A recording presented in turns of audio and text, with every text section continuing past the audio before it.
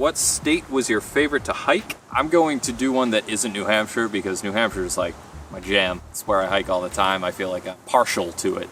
And I would say it's a tie between Maine and Virginia. Maine is beautiful, like unbelievably beautiful. It's got great climbs, great views, great everything. Like Maine was my favorite. Yeah, it was a really good time. But Virginia too, I didn't expect Virginia to be as awesome as it was. So all sorts of nice mountains. Shenandoah was beautiful. You have McAfee Knob, Dragon's Tooth, all that shenanigans, Tinker Cliffs, and Grayson Highlands. I would say a tie between Maine and Virginia. Mine's Maine, for sure. Yeah. I'm not biased though. How many times did you want to just say, F it, I'm done? Especially when you were in Mass. Never, really. When my girlfriend came out, the times in Massachusetts, I mean, I feel like once she's leaving, it's always like, oh, I could just jump in the car and go home. But as soon as you're back on the trail, for me anyway, that feeling is like, all right, back in action, let's finish this thing. Like to me, I was finishing the trail. The only way I was getting off that trail is if I was injured and literally could not go any further. So.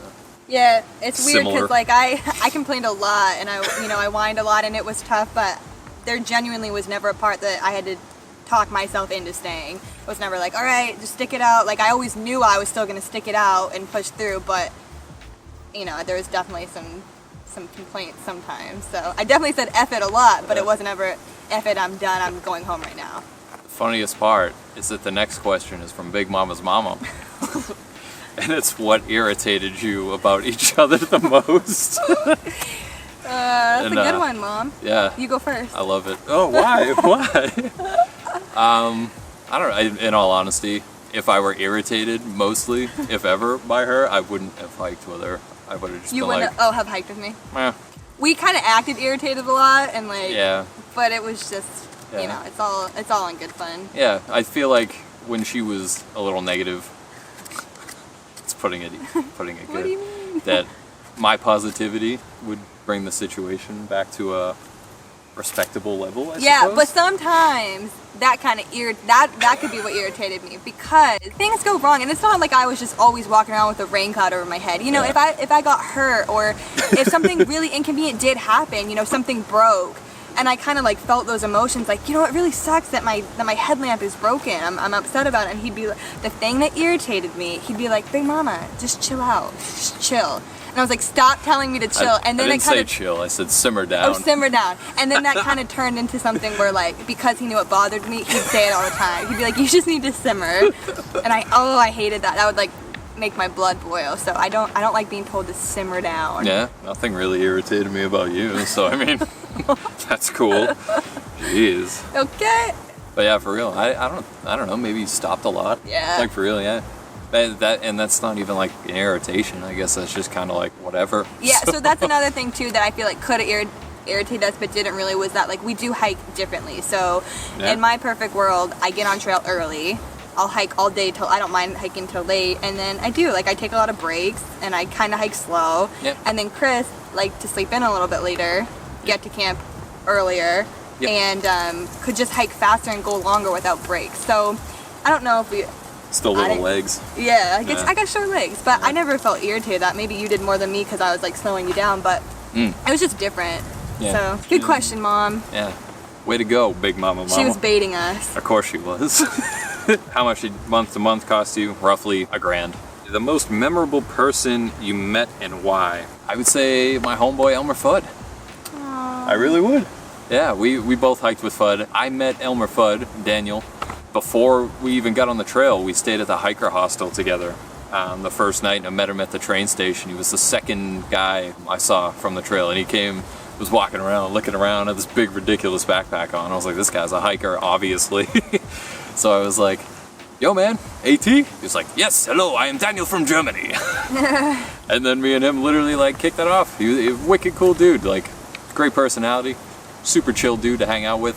He was quite the character, quite the storyteller. He big theater guy. He worked in a bar too, so I feel like that came across. He was just a very personable dude, and we had good times hiking. A lot of funny things between me and him. So.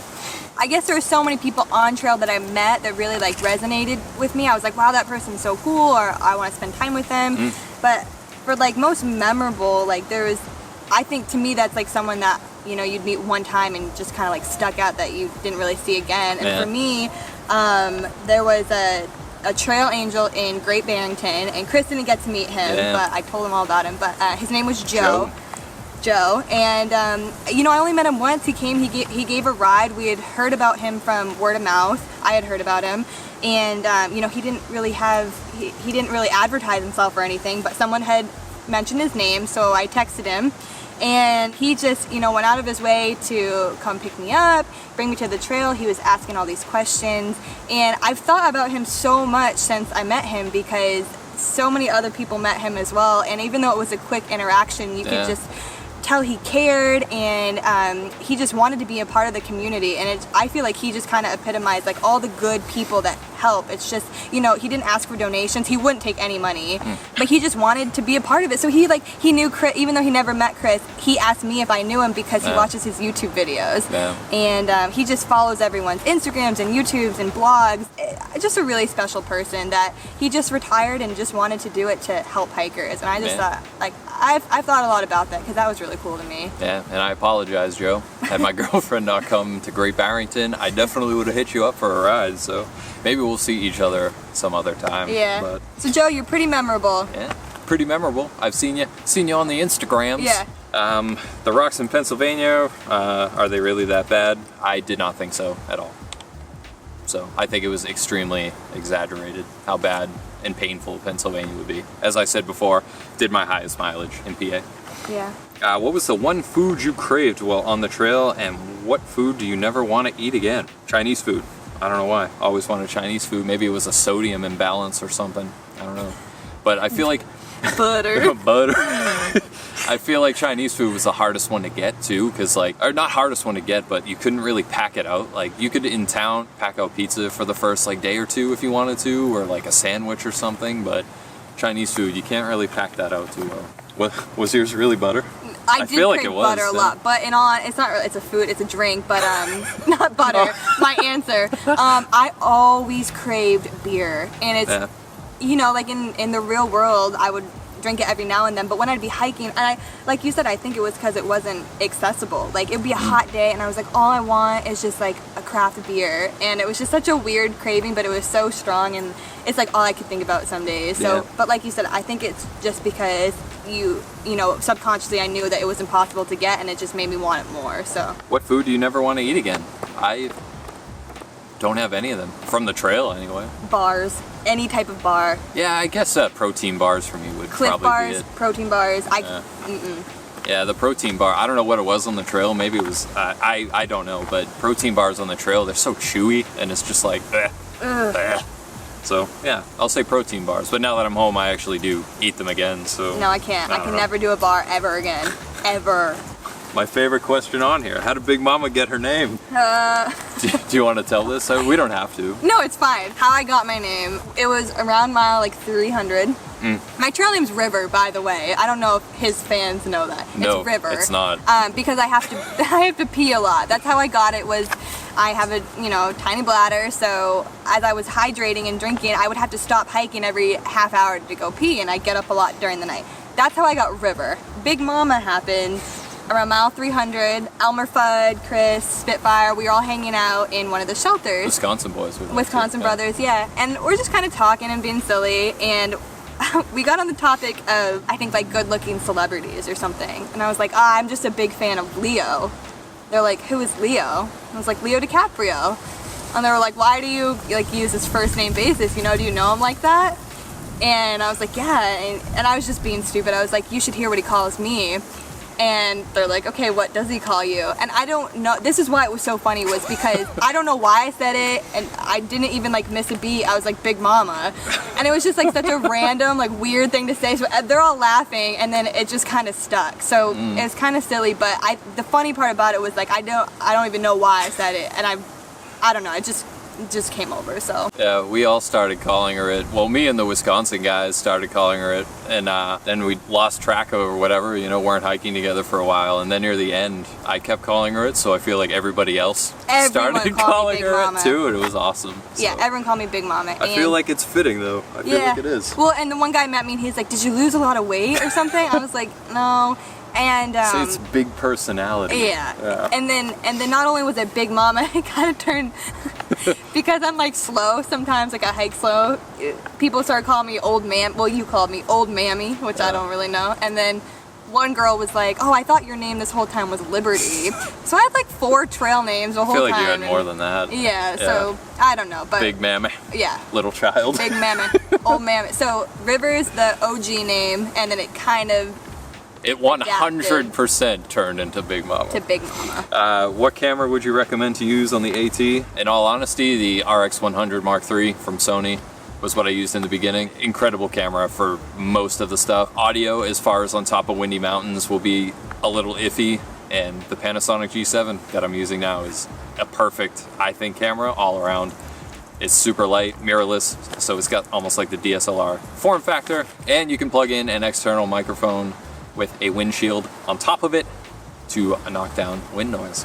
Would you use a GoPro? Personally not, just because the viewing angle, it's a very fisheye looking lens. Some people like it, some people don't. I feel like the audio, especially on the new GoPros and the old GoPros, it's just not really that good. So I would try to avoid it personally. Did you see any families with young kids on the trail? Either way, if you have any thoughts or ideas about a family through hike, I'd appreciate it. Surprisingly, yes. Yeah. We did. We saw multiple families hiking with young children.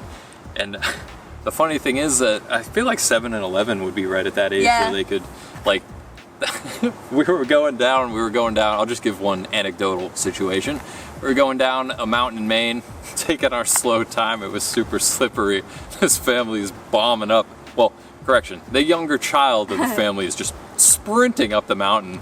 And what'd you say to him? You said something like... Well, I was slipping on the rocks, so I was like, how do you go up without slipping? I was like really impressed with him.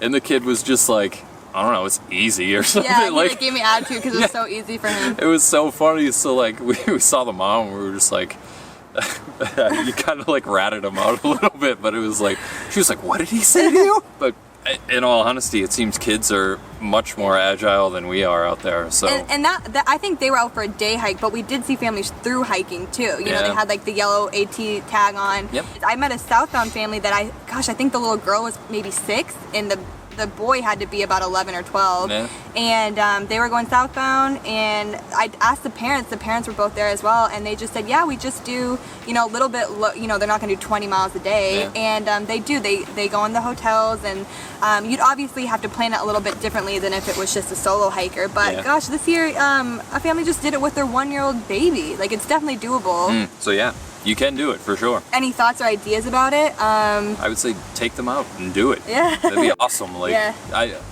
it'd be great. If my parents were ever like hikers and took me out in the woods like that, I feel like I'd have a whole different like understanding of the world, or like a whole different feel on what life is. Yeah. No. And I guess I don't know, maybe you could start with a section, like a smaller section, just see how it goes, and yeah, do a little section hike, see how it works for you, and if it does, go for it, because it's awesome and you should go for it.